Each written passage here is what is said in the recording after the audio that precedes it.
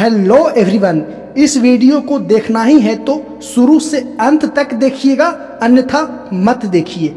आइए अब आपका स्वागत करते हुए वीडियो को प्रारंभ करते हैं।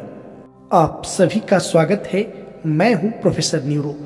आज के वीडियो में मैं आपसे बातें करूंगा कि जो लोग YouTube से ब्रह्मचर्य के बारे में प्रेरणा लेकर के ब्रह्मचर्य का पालन करते हैं, उनका क्या हश्र होने वाला है भविष्य में, इसे मैं पूरी मनोवैज्ञानिक व्याख्या के साथ विस्तार से बताऊंगा। देखिए, कई ऐसे युवा हैं जिनकी उम्र 15 साल, 18 साल, 25 साल, 22 साल हो रही है। वो लोग YouTube पे वीडियो देख करके ब्रह्मचर्य का प्रेरणा लेते हैं, नो फैप और सीमेन रिटेंशन की प्रेरणा लेते हैं और उससे प्रेरणा लेकर के ब्रह्मचर्य का पालन करते हैं। और ज्यादातर लोग उन श्रेणी में है कि कुछ सप्ताह ब्रह्मचर्य का पालन करते हैं, फिर ब्रह्मचर्य का वो मोटिवेशन पता नहीं कहाँ चला जाता है और एज यूजुअल जैसे वो जी रहे होते हैं वैसे जीना प्रारंभ कर देते हैं। और कुछ लोग इतना हठधर्मी प्रवृत्ति के होते हैं कि वो लोग YouTube वीडियो देख करके ब्रह्मचर्य का प्रेरणा लेंगे और ब्रह्मचर्य का पालन करेंगे सालों साल तक। तो जो लोग लंबे समय तक ब्रह्मचर्य का पालन करते हैं ना, वो जरा इसके मनोवैज्ञानिक एस्पेक्ट को, मनोवैज्ञानिक पहलू को समझने का प्रयास करिएगा। देखिए, मुझसे यदि कोई व्यक्तिगत रूप से पूछेगा ना कि क्या ब्रह्मचर्य का पालन किया जा सकता है, तो मैं जवाब दूंगा हाँ, किया जा सकता है, क्योंकि मैं स्वयं व्यक्तिगत रूप से ब्रह्मचर्य का आनंद लेता हूं। हर एक सेंटेंस को समझिएगा, हर एक सेंटेंस का एक अलग मीनिंग है मेरा जो मैं बोलने वाला हूं। मैं ब्रह्मचर्य का आनंद लेता हूं और ब्रह्मचर्य खंडित करने का भी आनंद लेता हूं। दोनों के अपने अपने आनंद है और मेरा यह अनुभव है कि आप इस शरीर और मन के साथ किसी एक एक्सट्रीम पे नहीं जा सकते। आपके लिए वो असहज अवस्था पैदा कर देगा कि आप अपने इस शरीर और मन के साथ किसी एक अति पे चल जाएं, अर्थात ब्रह्मचर्य ही ब्रह्मचर्य, या तो ब्रह्मचर्य को हमेशा खंडित ही करते रहें, तो ये आपके लिए नुकसानदायी है। तो ब्रह्मचर्य का पालन किया जा सकता है और ब्रह्मचर्य खंडित होता भी है। दोनों चीजें समान रूप से है। वर्तमान समय का मनुष्य कोई भीष्म पितामह नहीं है, कोई बजरंगबली नहीं है, कोई महापुरुष नहीं है। वह एक मनुष्य है जो अपने शरीर और मन को स्वस्थ बनाए रखना चाहता है, साथ में अपने लाइफ को इतना प्रोडक्टिव बनाए रखना चाहता है जिससे उसका जीवन संतुलित होकर के चले।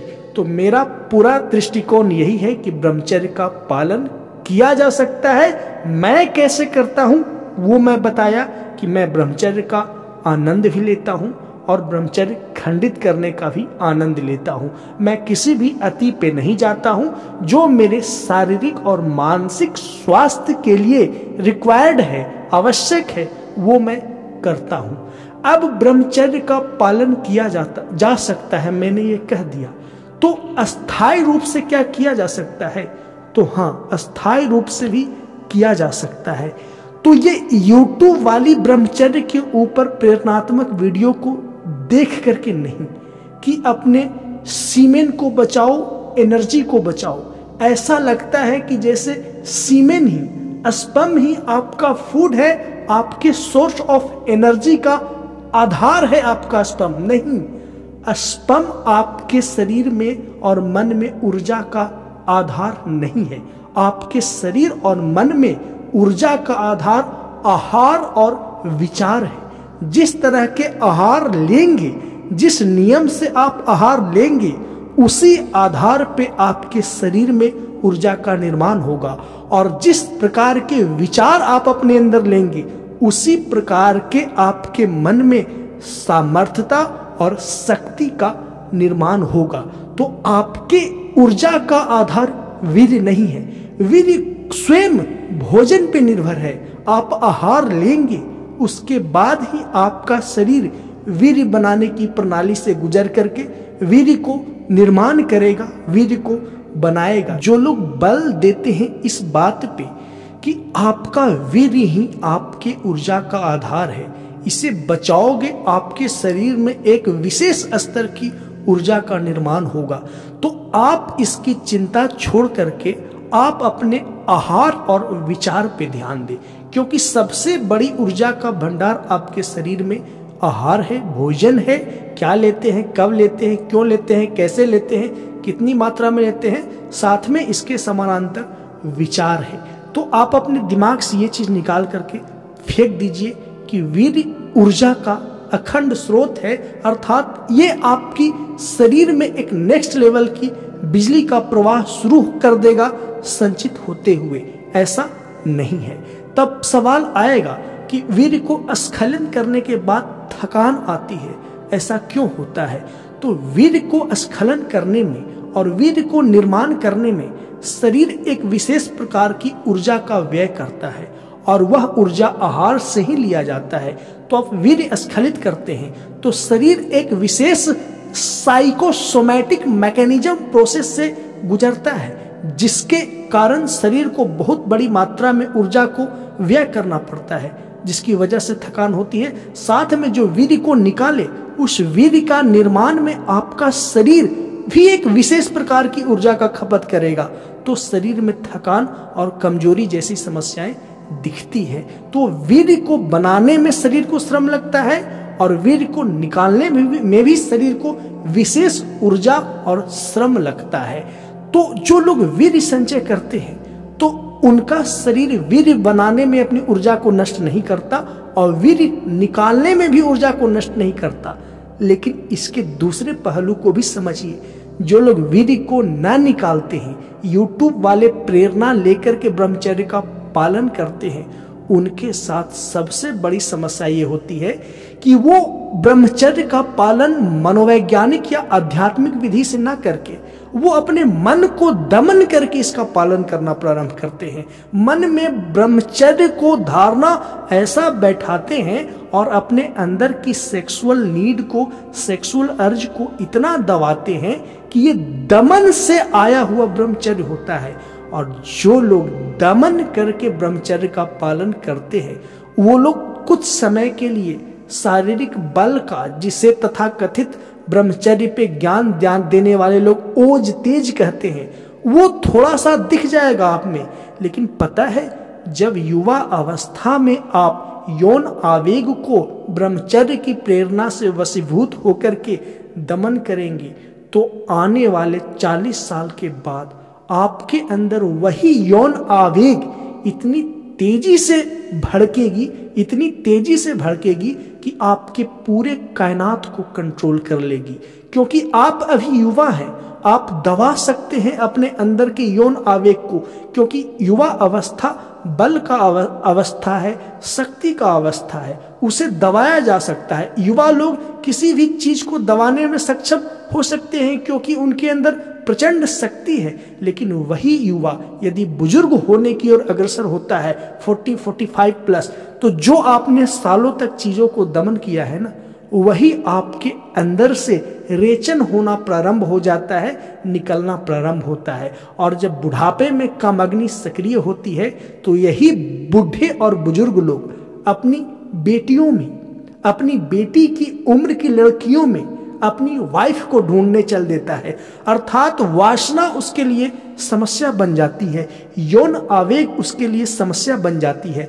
और ये मैं ऐसे ही नहीं कह रहा हूं, काफी सालों के अनुभव के आधार पे कह रहा हूं। इसीलिए जो लोग YouTube से ज्ञान लेकर के तथाकथित ब्रह्मचर्य का पालन करते हैं वो लोग अलर्ट हो जाएं कि कहीं भविष्य में जब उम्र ढलने लगे तो आपके अंदर यौन आवेग इस तरह से हावी न हो जाए कि आपको दुर्व्यवहार और दुराचार करने के लिए मजबूर कर दे। क्योंकि बुजुर्गा अवस्था में 45-50 के बाद यौन आवेग मर्दों पे इतना ज्यादा हावी होता है कि वो परेशान होते हैं। और मेरी इस बातों को अधिकतम बुजुर्ग लोग कनेक्ट कर पा रहे होंगे। जो मैं कहना चाह रहा हूं, ओल्ड एज के लोग जो 50 प्लस हो चुके हैं, 40 प्लस से तो प्रारंभ होता है, 50 प्लस हो चुके हैं, वो मेरी इस बातों से स्वयं को कनेक्ट करके रियलिटी को फील कर पा रहे होंगे। अब नेक्स्ट सवाल आएगा कि क्या ब्रह्मचर्य पालन करना सही नहीं है? देखिए, ब्रह्मचर्य जो आपको बताया जाता है वीर्य को संचित करना, ये ब्रह्मचर्य नहीं है, ये ब्रह्मचर्य का परिणाम है और डायरेक्ट आपको परिणाम को ही प्राप्त करना सिखाया जाता है। ब्रह्मचर्य एक वैसी आचरण है जिसमें आप अपने शरीर और मन को एक वैसी वातावरण में, वैसी स्थिति में रखते हैं जिसके उप उत्पाद के रूप में, बाई प्रोडक्ट के रूप में वीर्य का संचयन आपके अंदर हो जाता है। लेकिन तथाकथित यूट्यूब पे जो प्रेरणा देते हैं ब्रह्मचर्य पालन करने की, वो डायरेक्ट परिणाम को पकड़ने की ही प्रेरणा देते हैं कि वीर्य को संचय करो। वीर्य बाई प्रोडक्ट के रूप में संचय होता है जब आपका आहार और जब आपका विचार संतुलित होता है, क्योंकि यौन क्रिया और यौन आवेग मूल रूप से आपकी कल्पना से संचालित होती है, आपकी इमेजिनेशन पावर से संचालित होती है। और इमेजिनेशन पावर के साथ साथ आप जो भोजन लेते हैं उस भोजन की उष्णता और तासीर और गरिष्ठता आपके यौन आवेग कैसा होगा उसका निर्धारण करती है। तो आहार और विचार यदि आप संतुलित करें तो ब्रह्मचर्य का आनंद ले सकते हैं। और फिर ब्रह्मचर्य आपको बेझिल लगने लगे, ब्रह्मचर्य आपको दमनकारी लगने लगे, ऐसा लग रहा है कि आप दमन कर रहे हैं स्वयं के अंदर के यौन आवेग को, तो आप ब्रह्मचर्य को तोड़ करके उसका भी आनंद ले सकते हैं। क्योंकि नोट के रूप में मैं बता दूं, यह शरीर और मन जो आपको मिला है किसी अति पे ले जाने के लिए नहीं है, हमेशा मध्य में रखने के लिए है। और इस शरीर और मन से आप अति पे जा भी नहीं सकते। और मैंने जो भी बातें कही हैं एक मनोवैज्ञानिक होने के नाते मेरा व्यक्तिगत अनुभव और साथ में अध्ययन के आधार पर कही है। इसीलिए ब्रह्मचर्य पालन करें, आनंद लें और ब्रह्मचर्य तोड़ने का भी आनंद लें। और सदैव ख्याल रखें अपने इस शरीर और मन को किसी एक एक्सट्रीम पे, किसी एक अति पे ले जाकर के ना जिए कि ब्रह्मचर्य ही खंडित करते रहें, हमेशा दिन भर में 5 स्ट्रोक 10 स्ट्रोक लगाते रहें। ऐसा कभी ना करें, बिल्कुल इससे बचें। और पूर्णतः ब्रह्मचर्य का पालन भी ना करें कि वो दमन बन जाए, अन्यथा आने वाले बुढ़ापे में आप इसको दबा नहीं पाएंगे। और जब यौन आवेग की अग्नि आपके अंदर से उठेगी तो आप इंसेस्ट फैंटेसी का शिकार हो सकते हैं। फिर आप मेरी वीडियोस देखेंगे कि इंसेस्ट फैंटेसी से कैसे बचिए। आपको अपने घर की बहू बेटियों के प्रति गंदे ख्याल आ सकते हैं और बहुत कुछ आते हैं। मैं अपने सेक्सुअल काउंसलिंग के दौरान ज़्यादातर 50+ के जो लोगों को देखा हूँ वो यौन आवेग से परेशान रहते हैं। और यौन आवेग इसीलिए आता है कि युवा अवस्था में यौन क्रिया को वो लोग खुल करके नहीं जी पाते हैं। हर एक सेंटेंस को मैंने कहा है, समझिएगा। जो लोग युवा अवस्था में यौन क्रिया को खुल करके जी लेते हैं, इसका अनुभव प्राप्त कर लेते हैं, वो लोग बुढ़ापे में इसके प्रभाव को संतुलित करने में सक्षम हो जाते हैं। क्योंकि युवा अवस्था में सारे अनुभव उन्होंने ले लिया है कि आनंद की सीमा क्या है इसकी, और उसके बाद दुख कहाँ, कैसा और कितना प्राप्त होता है, कितना दुख मिलता है। तो इतना इंटेलिजेंस आ जाता है कि आप अपने बुढ़ापे में भी यौन आवेग उठेंगे उसे संतुलित कर सकते हैं। लेकिन जो ब्रह्मचर्य पालन करते रहा है युवा अवस्था में दबा दबा करके, वो लोग युवा में कामाग्नि के प्रभाव में ऐसा आते हैं कि वो इसका दर्द किसी से बयां भी करने लायक नहीं रहते। तो ब्रह्मचर्य पालन किया जा सकता है, पर वो वाली नहीं, परिणाम को पाने वाली नहीं। ब्रह्मचर्य यानी कि वीर्य का रक्षण बाय प्रोडक्ट है आपके आहार और विचार का संतुलन का। तो आई होप कि मेरी बातों को समझ गए होंगे, इसलिए इस वीडियो को लाइक कर दें, मेरे इस चैनल को सब्सक्राइब कर दें। मिलते हैं नेक्स्ट वीडियो में। वीडियो को देखने के लिए धन्यवाद।